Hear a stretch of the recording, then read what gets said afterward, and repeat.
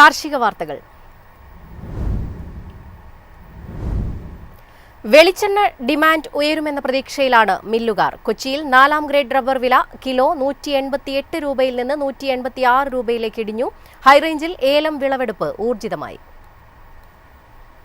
കാർഷിക മേഖലയിൽ നിന്നുള്ള നാളികേരോൽപ്പന്ന നീക്കം കുറഞ്ഞതോടെ മില്ലുകാർ വില ഉയർത്തി ചരക്ക് സംഭരണത്തിന് നീക്കം തുടങ്ങി. തമിഴ്നാട്ടിലെ മില്ലുകാർ വിപണിയിൽ താൽപര്യം കാണിച്ചെങ്കിലും കൊപ്രയ്ക്കും പച്ചത്തേങ്ങയ്ക്കും വിൽപ്പനക്കാർ കുറവായിരുന്നു. ദക്ഷിണേന്ത്യൻ സംസ്ഥാനങ്ങളിൽ നിന്നും കുറഞ്ഞ അളവിലാണ് നാളികേരം വിൽപ്പനയ്ക്ക് ഇറങ്ങുന്നത്. കങ്കായത്ത് കൊപ്ര 21,550 രൂപയിലും കൊച്ചിയിൽ 21,850 രൂപയിലുമാണ്. കേരളത്തിലും തമിഴ്നാട്ടിലും വെളിച്ചെണ്ണ വില സ്റ്റഡിയാണ്. മാസാരംഭം അടുത്തതിനാൽ പ്രാദേശിക വിപണിയിൽ നിന്നും എണ്ണയ്ക്ക് ഡിമാൻഡ് ഉയരുമെന്ന പ്രതീക്ഷയിലാണ് മില്ലുകാർ. ക്രിസ്തുമസ് ന്യൂ ഇയർ ആവശ്യങ്ങൾക്കായി വിവിധ വിദേശ രാജ്യങ്ങളിൽ നിന്നും ഏലത്തിന് അന്വേഷണങ്ങളെത്തുന്നുണ്ട്.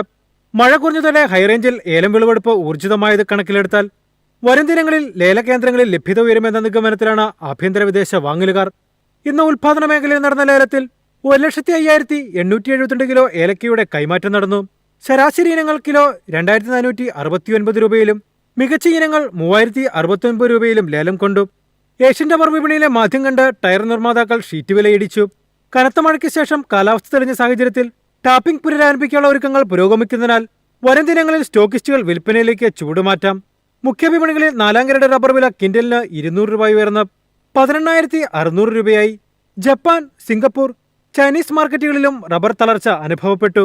ബാങ്കോങ്ങിൽ റബ്ബർ വില കിലോ 188 രൂപയാണ്. News desk MyFin TV. കശ്മീരിൽ കുങ്കുമപ്പൂവുകൾ വിളവെടുപ്പിന് പാകമായി. ഉൽപാദനത്തിൽ ഇടിവുണ്ടായതോടെ ആശങ്കയിലായിരിക്കുകയാണ് കർഷകർ. കാലാവസ്ഥാ വ്യതിയാനത്തിന്റെ പ്രത്യാഘാതങ്ങൾ കശ്മീരിലെ കുങ്കുമപ്പൂവ് വിളവെടുപ്പിൽ പ്രതിഫലിച്ചു തുടങ്ങി. ഏതാണ്ട് 75% വിളവ് കുറവുണ്ടാകുമെന്നാണ് കർഷകർ ചൂണ്ടിക്കാട്ടുന്നത്. വരണ്ട ശൈത്യകാലമാണ് കുങ്കുമപ്പൂവിന് വെല്ലുവിളിയായത്.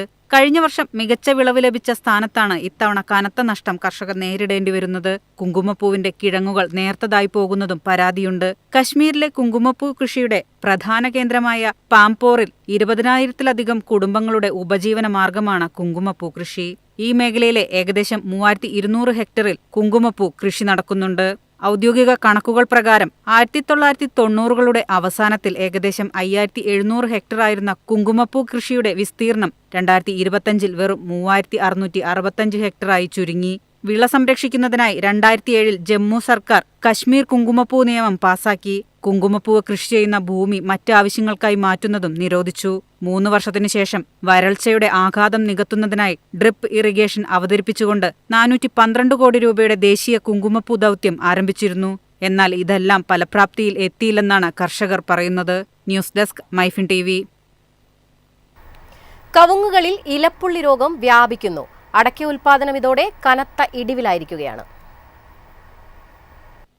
കവുങ്ങ് കർഷകരെ ആശങ്കയിലാക്കി ഇലപ്പുള്ളി രോഗം വ്യാപിക്കുകയാണ്. രൂക്ഷമായ വിളനാശമുണ്ടാകുന്നതാണ് ഈ രോഗം. കർണാടകയിലെ ചിക്കമംഗലൂരു, ഷിമോഗ, ഉത്തര കന്നഡ, ദക്ഷിണ കന്നഡ മേഖലകളിലും കേരളത്തിലെ കാസർഗോഡ്, കണ്ണൂർ ജില്ലകളിലുമാണ് ഇലപ്പുള്ളി രോഗം വ്യാപകമായി പടരുന്നത്.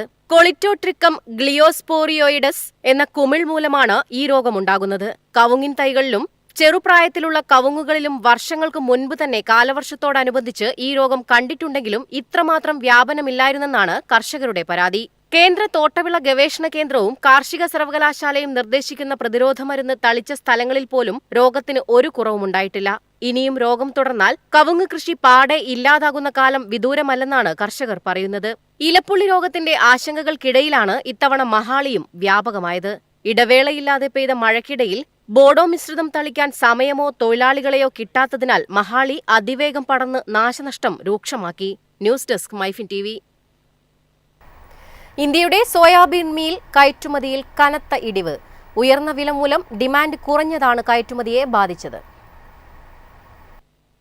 അന്താരാഷ്ട്ര വിപണിയിൽ ഇന്ത്യൻ സോയാബീൻ മീലിന് ഡിമാൻഡ് കുറഞ്ഞു. ഇതുമൂലം 2024-25 എണ്ണ വിപണന വർഷത്തിൽ സോയാബീൻ മീലിന്റെ കയറ്റുമതി 11% കുറഞ്ഞ് 20.23 ലക്ഷം ടണ്ണായി. 2024-25 എണ്ണ വിപണന വർഷത്തിൽ Germany, France, Nepal, Bangladesh, Kenya എന്നിവയാണ് ഇന്ത്യൻ സോയാബീൻ മീൽ ഇറക്കുമതിയിൽ മുൻനിരയിൽ എത്തിയതെന്ന് ഇൻഡോർ ആസ്ഥാനമായുള്ള സോയാബീൻ പ്രോസസേഴ്സ് അസോസിയേഷൻ ഓഫ് ഇന്ത്യയുടെ റിപ്പോർട്ട് വ്യക്തമാക്കുന്നു. ഇക്കാലയളവിൽ ഇന്ത്യയുടെ മൊത്തം സോയാബീൻ മീൽ കയറ്റുമതിയുടെ 55% ഈ 5 രാജ്യങ്ങളിലേക്കായിരുന്നു. US, ബ്രസീൽ, അർജന്റീന തുടങ്ങിയ പ്രധാന കയറ്റുമതി രാജ്യങ്ങളിലുള്ളതിനേക്കാൾ ഇന്ത്യൻ സോയാബീൻ മീൽ വില കൂടുതലാണ്. ഇത് അന്താരാഷ്ട്ര വിപണിയിൽ ഇന്ത്യൻ സോയാബീൻ മീലിന്റെ ആവശ്യകത കുറയാൻ കാരണമായി. മൃഗങ്ങളുടെ തീറ്റ, കോഴി, മത്സ്യത്തീറ്റ എന്നിവ ഉൽപ്പാദിപ്പിക്കാനാണ് സോയാബീൻ മീൽ പ്രധാനമായും ഉപയോഗിക്കുന്നത്. News desk, MyFin TV. കാണാം കമ്പോള നിലവാരം.